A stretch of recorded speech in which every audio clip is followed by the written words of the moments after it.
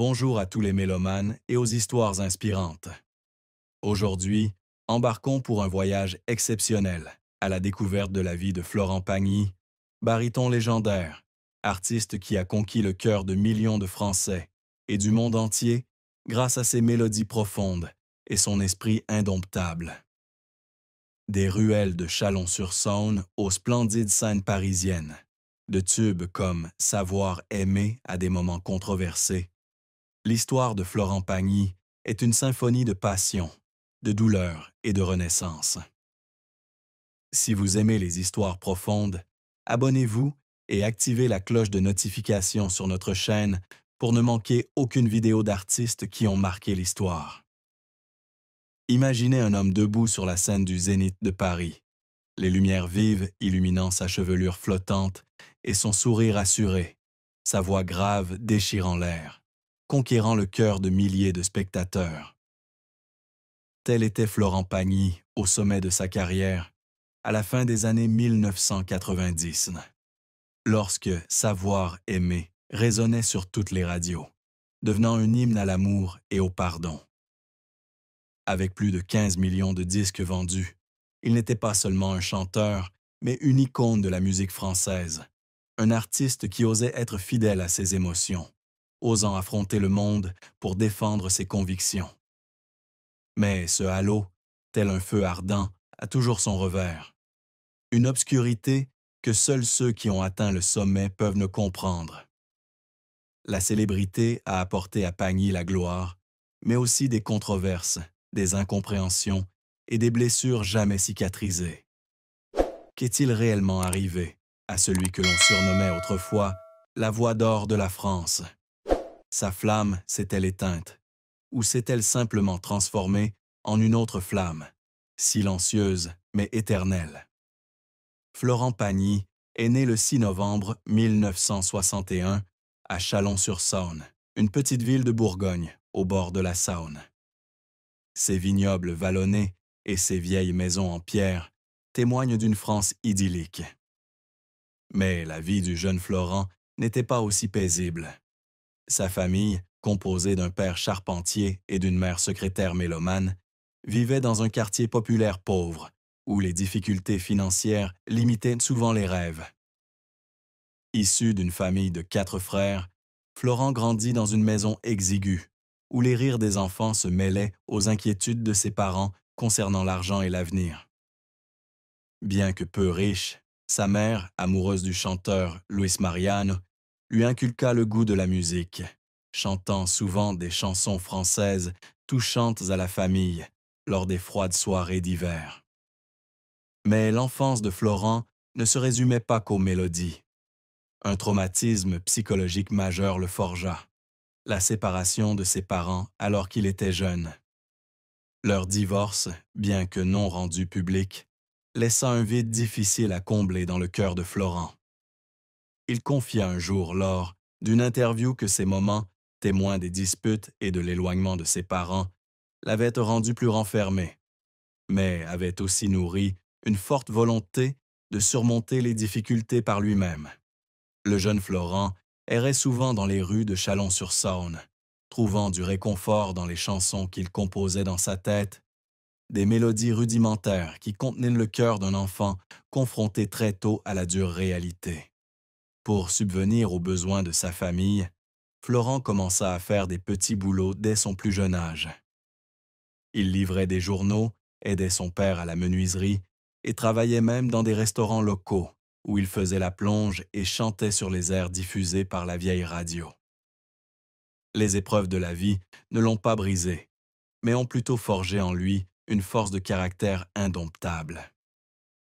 Ces moments, debout sur les rives de la Saône, à regarder l'eau couler et à rêver de monter un jour sur la grande scène, ont semé les graines d'un grand rêve.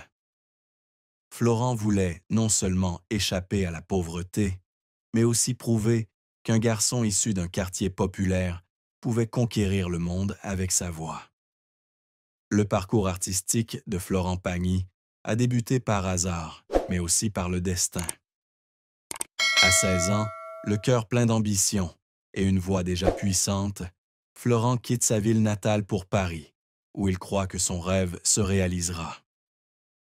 Il s'inscrit alors au Conservatoire de Levallois-Perret, où il étudie le chant et perfectionne ses talents d'interprète. Mais Paris n'est pas le paradis qu'il avait imaginé. Pour gagner sa vie, Florent travaille comme barman dans un bar du quartier animé des Halles, où les néons et la musique nocturne nourrissent son rêve. C'est là, un soir fatidique, qu'il est découvert par Dominique Besnoard, célèbre directeur de casting. Fasciné par le regard rebelle et la voix si particulière de Florent, Besnéard lui fait découvrir de petits rôles dans des films comme La Balance et Force Sagan. Bien que mineurs, ces expériences ouvrent les portes de sa carrière artistique. Mais la musique reste sa véritable passion. En 1987, un ami proche de Florent sombre dans la drogue, et la douleur le pousse à écrire sa première chanson, N'importe quoi. Avec ses paroles puissantes et son message anti-drogue, la chanson est non seulement un signal d'alarme, mais aussi une déclaration de personnalité pour Florent. Produite par Gérard Louvain et publiée par Philips Records, N'importe quoi devient un phénomène, se classant en tête du top 50 français pendant 8 semaines consécutives. Ce succès inattendu révèle Florent Pagny au grand public, mais lui offre également de nouveaux défis. Jeune artiste, peu habitué aux projecteurs et à l'attention des médias, Florent subit une forte pression pour maintenir son succès. Il est critiqué pour son style rebelle, de ses cheveux longs à ses déclarations franches, et certains journalistes le qualifient même d'arrogance de la musique française. Un mentor important durant cette période est Marceline Lenoir, l'agent qui aide Florent à décrocher ses premiers rôles, puis le soutient dans sa carrière musicale. Marceline lui a non seulement ouvert des perspectives, mais lui a aussi appris à gérer les difficultés du monde du spectacle. C'est la résilience et la voix unique de Florent, un baryton à la fois puissant et émouvant, qui l'ont soutenu. Malgré les critiques et les doutes, il n'a jamais abandonné. Chaque performance, chaque chanson, était pour lui une façon de prouver qu'il n'était pas une simple vedette, mais un véritable artiste, prêt à se consacrer pleinement à la musique. À la fin des années 1990, Florent Pagny était devenu l'un des chanteurs les plus importants de France. L'album Savoir aimer, sorti en 1997, a marqué l'apogée de sa carrière. Avec la collaboration de grands noms tels que Jean-Jacques Goldman, Pascal Obispo, Zazie et Eric Benzi, cet album a été non seulement un succès commercial, mais aussi un chef-d'œuvre artistique. Le titre éponyme, Savoir aimer, avec ses paroles profondes sur l'amour et le pardon, a touché le cœur de millions de personnes, devenant l'une des chansons emblématiques de la décennie. L'album s'est vendu à plus d'1 million d'exemplaires, valu à Florent la victoire de la musique du meilleur interprète masculin en 1998. Les concerts au Zénith de Paris et à Bercy ont affiché complet l'un après l'autre. Des milliers de spectateurs se sont levés et ont applaudi Florent, comme s'ils racontaient leur propre histoire. Ce qui distingue Florent Pagny, ce n'est pas seulement sa puissante voix de baryton, mais aussi sa capacité à varier son style et ses émotions. Il n'a pas peur d'expérimenter. Des chansons pop énergiques comme N'importe quoi, aux ballades soul comme Caruso, en passant par les airs d'opéra de son album Baryton, sorti en 2004. Cette diversité, alliée à la sincérité de chaque texte, fait de lui un artiste accessible mais aussi puissant. Le public n'entend pas seulement Florent chanter, mais ressent son âme à travers chaque note. Il est également connu pour son style énergique, se produisant souvent en costumes élégants ou en vestes de cuir raffinées, changeant constamment de coiffure pour affirmer sa liberté artistique. L'influence de Florent s'étend bien au-delà de la musique. Il est devenu une icône culturelle, représentant ceux qui osent être fidèles à eux-mêmes, malgré les préjugés sociaux. Ses chansons, De Ma liberté de penser à Là où je t'emmènerai ne sont pas de simples chansons, mais des déclarations de liberté, d'amour et de persévérance. Il a inspiré une génération de jeunes artistes qui s'inspirent de son parcours pour apprendre à surmonter les difficultés et à rester passionnés. Malgré les controverses, des conflits avec les médias aux problèmes juridiques liés aux impôts, Florent Pagny a tenu bon, telle une montagne inébranlable, continuant à se consacrer à la musique et à ceux qui l'aiment. Au sommet de sa gloire, Florent Pagny semblait invincible. Mais ce halo s'accompagnait toujours d'une ombre. Au début des années 2000, il fut impliqué dans l'une des plus grandes controverses de sa carrière. Des accusations de fraude fiscale liées à ses revenus musicaux. L'affaire a débuté lorsque le fisc français a découvert des irrégularités dans ses transactions financières, impliquant d'importantes sommes d'argent transférées à l'étranger, notamment au Portugal, où il s'était installé avec sa famille en 2002. Les médias français, qui suivaient ses moindres faits et gestes, ont rapidement transformé l'affaire en scandale majeur, le qualifiant de traître et de personne qui fuit ses responsabilités envers le pays. Les articles agressifs, les critiques du public et la pression des enquêtes ont plongé Florent dans une tempête sans issue. Les conflits ne venaient pas seulement de l'extérieur. Au sein de l'industrie musicale, Florent a également dû faire face à des tensions avec des producteurs et des collègues. Il était connu pour son franc-parler, parfois jusqu'à l'irresponsabilité, et pour ne pas avoir peur de s'exprimer lorsqu'il se sentait contraint d'agir contre sa volonté artistique. Un jour, lors de l'enregistrement de son album Châtelet-Les Halles 2000, il s'est heurté à un producteur de renom à propos d'un désaccord sur la direction musicale. Florent souhaitait conserver son propre style, mêlant pop, rock et rythme latin, tandis que le producteur souhaitait qu'il adopte un style plus commercial, adapté au goût du public. La dispute s'est terminée par l'insistance de Florent à faire son propre truc, ce qui a rendu sa collaboration difficile dans certains cercles.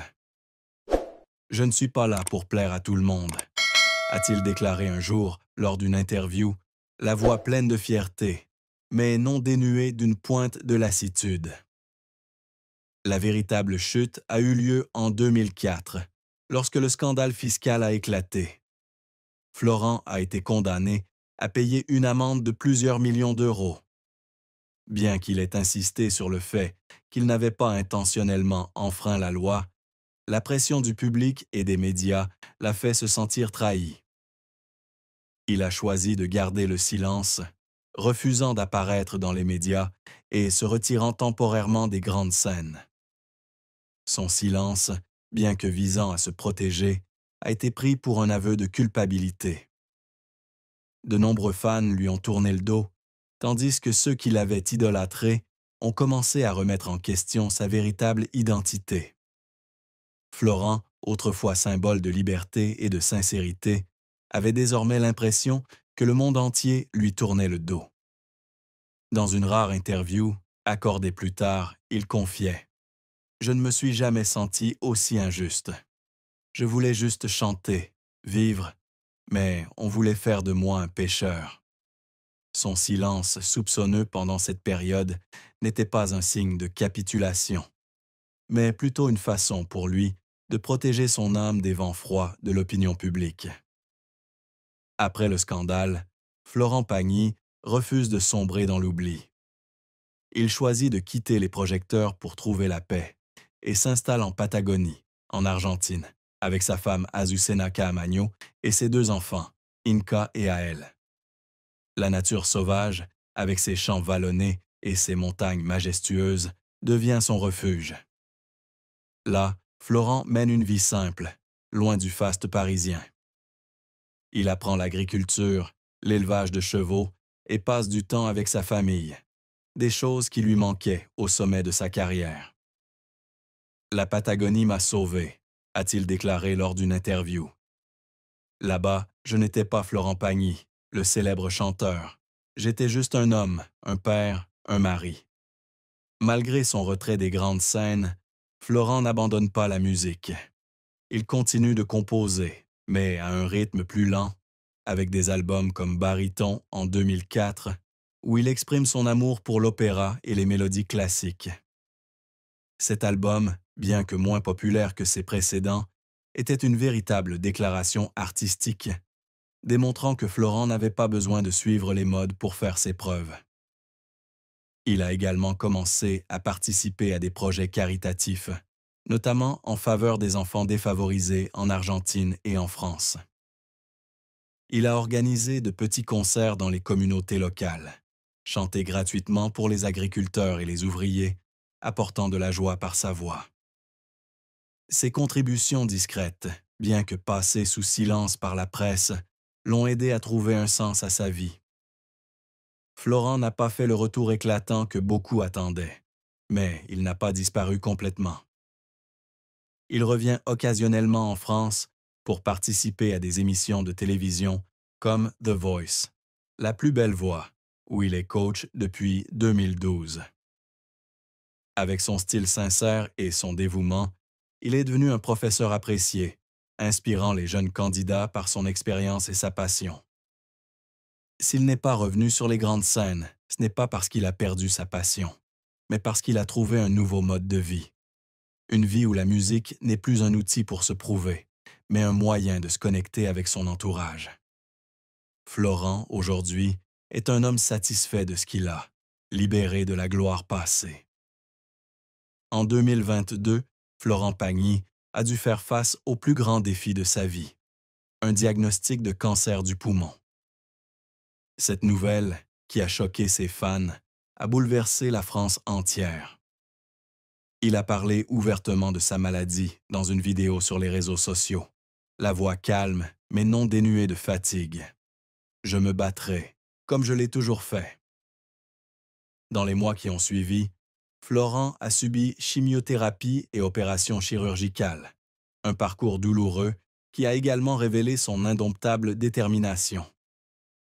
Malgré sa santé déclinante, il a tout de même réussi à apparaître dans The Voice, avec ses cheveux qui tombaient et son corps qui s'affichait, mais ses yeux brillaient toujours de foi. Ses fans, du public plus âgé qu'il avait entendu chanter depuis les années 1980 aux plus jeunes qui venaient de le découvrir à la télévision, lui ont envoyé des milliers de messages d'encouragement, le qualifiant de héros qui ne tombe jamais. La maladie a non seulement mis à rude épreuve le corps de Florent, mais a aussi approfondi sa personnalité. Il commença à repenser à sa vie, de ses jours difficiles à Chalon-sur-Saône à ses brillantes années sur scène.